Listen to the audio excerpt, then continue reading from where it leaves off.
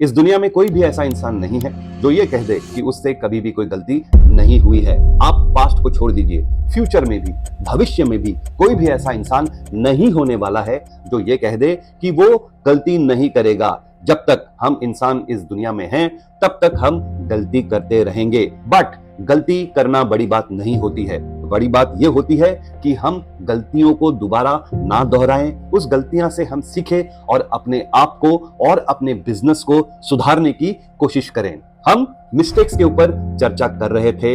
इस श्रृंखला की ये 10वां एपिसोड है और ये आखिरी एपिसोड है। इस एपिसोड में हम एक नए मिस्टेक को डिस्कवर करेंगे और जानेंगे कि उस मिस्टेक से हम क्या सीख सकते हैं। तो आइए रुख करते हैं आज के ये एपिसोड पे।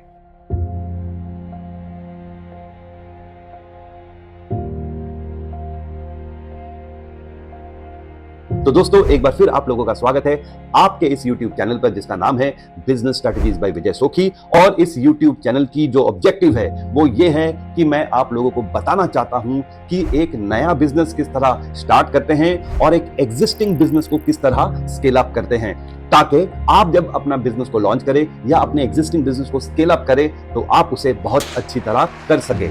मैं आप लोगों के साथ मिस्टेक्स के ऊपर डिस्कस कर रहा था। पहले एपिसोड में आपको यह कहा था मैंने कि इस दुनिया में कोई भी ऐसी किताब नहीं लिखी गई है जो मिस्टेक्स के ऊपर हो। मेरे अनुसार मिस्टेक्स के ऊपर अगर कोई किताब लिखे तो उससे हमें बहुत सीख मिल सकती है, क्योंकि लोग जो हैं वो सक्सेस स्टोरी पढ़ते हैं, वो ये जानने की कोशिश करते हैं कि सही क्या करना चाहिए। लेकिन अगर कोई किताब मिस्टेक्स के ऊपर हो तो लोग ये समझ सकते हैं कि क्या गलती नहीं करनी चाहिए। और ये जो सीरीज है ये मेरी एक छोटी सी कोशिश है आपको ये बताना कि क्या मिस्टेक्स करते हैं लोग और उस मिस्टेक से आप क्या सीख ले सकते हैं, क्योंकि मैं चाहता हूं कि आप वो मिस्टेक्स ना करें जो औरों ने किया, जिसकी वजह से उन्हें बहुत नुकसान सहना पड़ा।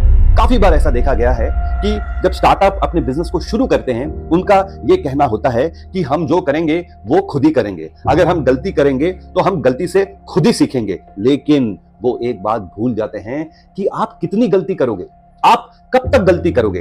गलती करते करते कहीं आपकी इन्वेस्टमेंट खत्म ना हो जाए। और तो और काफी बार ऐसा देखा गया है कि लोग गलती करते करते करते अपने लॉन्च को इतना डिले कर देते हैं कि उनके प्रोडक्ट के लॉन्च होने के पहले ही एक दूसरा कॉम्पिटिटर उनके कैटेगरी में आ जाता है। मतलब ये देखते रह गए, ये सीखते रह गए, कोई और आके उस मौका का फायदा उठा के ले गया। अगर आप ये एपिसोड पहली बार देख रहे हैं तो मैं आपसे गुजारिश करूंगा कि आप पिछले 9 एपिसोड को जरूर देखिए, क्योंकि उसमें मैंने बहुत डिटेल में बहुत चीजों के बारे में डिस्कस किया है जिससे आपको अपने लॉन्च और स्केल अप के लिए बहुत मदद हो जाएगी। कई बार ऐसा देखा गया है कि बहुत फाउंडर्स और बहुत कंपनियां ऐसी होती हैं जो ये चाहती हैं कि वो एक एक्सपर्ट, एक कंसल्टेंट के साथ काम करे, और जब वो किसी कंसल्टेंट या किसी एक्सपर्ट को मिलते हैं तो वो बहुत इंप्रेस हो जाते हैं और उनको लगता है कि भाई ये इंसान जो है अगर उनके साथ काम करना शुरू कर दे तो उनका रास्ता आसान हो जाएगा। लेकिन वो रुकते कहाँ हैं? वो रुकते हैं कॉस्टिंग पर। उनको ऐसा लगता है कि भैया हम इतना कॉस्ट क्यों दें, हम तो खुद ही कर लेंगे, खुद ही सीख लेंगे। और खुद सीखने से, खुद करने से क्या होता है मैंने आपको थोड़ी देरी पहले बता दिया है। तो लोग सिर्फ कॉस्ट देख के रुक जाते हैं और सोचते हैं कि भाई हम इतना इन्वेस्टमेंट नहीं कर सकते, लेकिन उस अमाउंट को बचाने के चक्कर में वो बहुत बड़ी बड़ी गलतियां कर देते हैं। दोस्तों, मैं आप लोगों को यहाँ पर एक कंफ्यूजन क्लियर कर देता हूं। ये बहुत बड़ा भ्रम है जब लोग ये सोचते हैं कि कंसल्टेंट और एक्सपर्ट्स जो होते हैं वो काफी एक्सपेंसिव होते हैं। देखिए, वो अफोर्डेबल होते हैं, वो एक्सपेंसिव नहीं होते। वो इसलिए होता है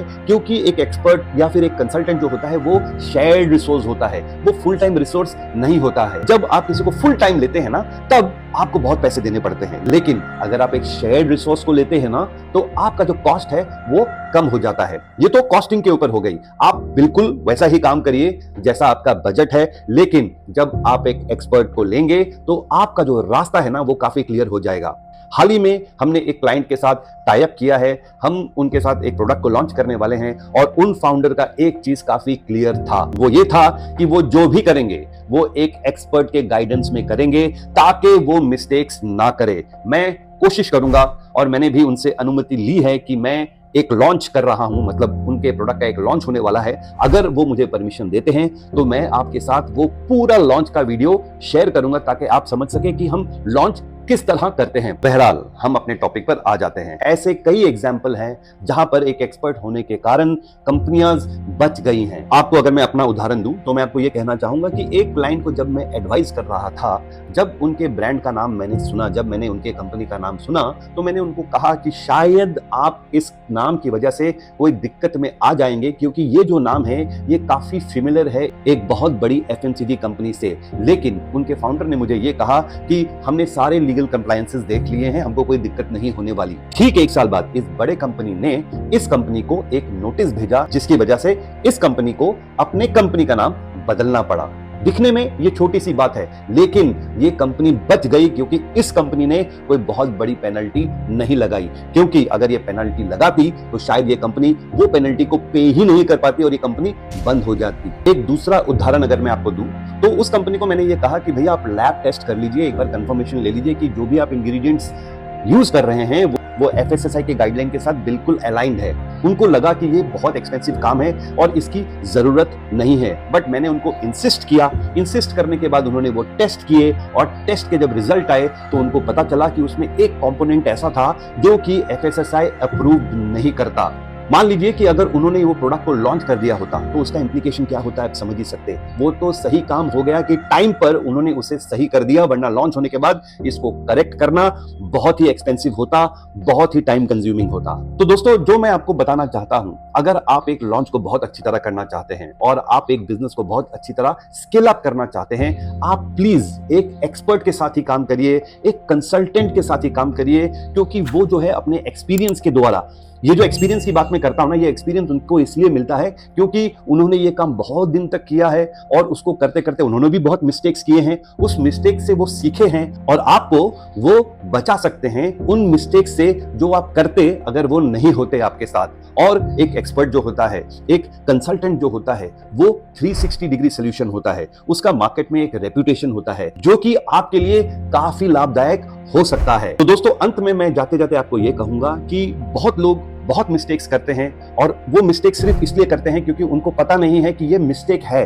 लेकिन जब आप एक एक्सपर्ट को अपने पास लेके आते हैं, एक कंसल्टेंट को अपने पास लेके आते हैं जो एक्सपीरियंस्ड है, जिसका मार्केट में एक रेपुटेशन है, तो आपको हर एक चीज का सलूशन क्यों मिलता है। तो दोस्तों, इन चंद बातों के साथ मैं आज के एपिसोड को यहां पर विराम दूंगा और मैं ये उम्मीद करूंगा कि वो फाउंडर जिनके साथ मैं जुड़ा हुआ हूं वो मुझे अनुमति देते हैं और नेक्स्ट एपिसोड या फिर उसके अगले एपिसोड में मैं आपको दिखाऊं कि एक रियल लॉन्च किस तरह होता है।